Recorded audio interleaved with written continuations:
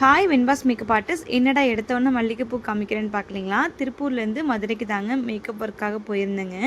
போகும்போது நிறையா எனக்கு எக்ஸ்பீரியன்ஸ் நடந்துச்சுங்க. அதெல்லாம் இந்த வீடியோ லாஸ்ட்லேயும் பாதியிலையும் நான் சொல்கிறேன்.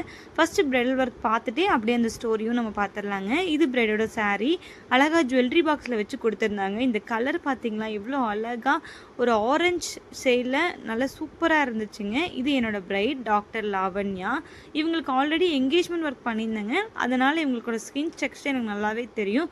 நல்ல ஒரு sweat face, dry skin plus வந்து நல்லா ஸ்வெட்டாகவும் இருக்கும், ஓப்பன் போர்ஸஸும் இருக்கும். நிறைய ப்ராப்ளமேட்டிக் ஸ்கின் தான் இது. ஆனால் வந்து ஃப்ளாலஸாக இருக்கும், பட் கொஞ்சம் ப்ராப்ளம் இருக்கும், அந்த மாதிரி ஸ்கின்னுங்க. சரி, ஓகே, அந்த ஸ்டோரிக்கு வந்துடலாங்களா? என்னென்னா, நான் திருப்பூர்லேருந்து மதுரைக்கு போகும்போது நான் வந்து ஒரு பஸ் ஸ்டாண்டில் ஏறும்போது பஸ்ஸில் வந்து சீட் இல்லை. ஒரு கப்புள் பக்கத்தில் தான் சீட் எனக்கு இருந்துச்சுங்க. அந்த கப்புள் யாருன்னு பார்த்தீங்கன்னா, இன்கம் டேக்ஸ் ஆஃபீஸில் ஒர்க் பண்ணுறவங்க, அந்த விமன். அவங்க பக்கத்தில் தான் எனக்கு சீட் இருந்துச்சுங்க. பாதி தூரம் போகிற வரைக்கும் நான் பேசவே இல்லை. பாதியில் போனதுக்கப்புறம் தான் அவங்க பேசவே ஆரம்பித்தாங்க. பேசினதுக்கப்புறம் அவ்வளோ ஸ்வீட் 2 பேருமே. எங்கே போகிறீங்க, என்ன பண்ணுறீங்க, ஏது பண்ணுறீங்க எல்லாம் கேட்டுட்டு, நீங்கள் தனியாக போகிறீங்க என்னென்ன எல்லாமே டீட்டெயில்ஸ் எல்லாம் கேட்டுட்டு என்னை மதுரையில் இறங்கும்போது அவங்களும் மதுரையில் இறங்குனாங்க. அவங்க வேறு பக்கம் போகணும், நான் வேறு பக்கம் போகணும். பட் இருந்தாலுமே அவங்க திருப்பூரில் தான் இருக்காங்கன்னு தெரிஞ்சோடனே என்னை அந்தளவுக்கு கேர் பண்ணி என்னை மதுரையில் இறங்கினோடனே என்னை கூட்டிகிட்டு போய் சாப்பிட வச்சு அவங்களே பில் பே பண்ணாங்க. 110 ரூபா என்னமோ வந்துச்சுங்க. அந்த பேவை நான் கொடுத்துட்டேன்.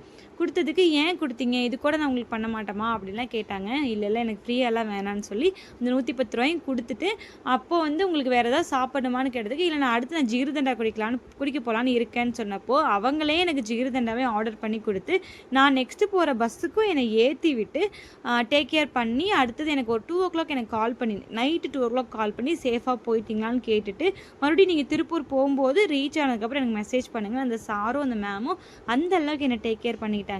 எத்தனை பேருக்கு இந்த மாதிரி நடந்திருக்குன்னு தெரியாது. ஒரு பஸ் ட்ராவல், ட்ரெயின் ட்ராவலில் ஃப்ரெண்டானவங்க நிறைய பேர் இருப்பாங்க. அந்த மாதிரி தான் இந்த ஒரு பர்சன்ஸும் எனக்கு கிடச்சாங்க. இன்கம் டேக்ஸ் ஆஃபீஸர்ஸ் இவங்க 2 பேருமே. ஒருத்தவங்க வந்து பில்டிங் ஆஃபீஸர், ஒருத்தவங்க இன்கம் டேக்ஸ் ஆஃபீஸர்னு நினைக்கிறேன். அப்படி தான் என்கிட்ட சொல்லியிருந்தாங்க 2 பேருமே. திருப்பூரில் தான் வந்தேன், கண்டிப்பாக வாங்க ஆஃபீஸ்க்குன்னு சொல்லியிருந்தாங்க. சரி, ஓகே, இப்போ ப்ரைடல் ஒர்க்குக்கு வரலாங்களா? இவங்களுக்கு நல்லா ஸ்வெட் ஃபேஸ்னால ஐஸ் கியூப் வச்சு நல்லா மசாஜ் பண்ணிவிட்டு ப்ரைடல் ஒர்க் ஸ்டார்ட் பண்ணியாச்சுங்க. மேக்கப்ஸ் எல்லாம் எப்படி வேணும் என்ன வேணும்னு கேட்டுட்டு, இதுக்கப்புறம் டக்குன்னு வந்து இவங்களுக்கு என்னென்னா, மேரேஜ்க்கு ஒரு 2-3 நாளைக்கு முன்னாடி மூக்கு கிட்ட மட்டும் ஒரு காயம் வந்துருச்சுங்க. அந்த காயத்தையும் ஹைட் பண்ணி மேக்கப் பண்ணிடுங்கக்கா அப்படின்ட்டாங்க. இவங்க கேட்ட மாதிரியே ரொம்ப நீட்டாக ஸ்கின் ஃபினிஷில் அவங்க நெக் ஃபினிஷ்லேயே நம்ம ஒர்க் பண்ணியிருந்தோங்க.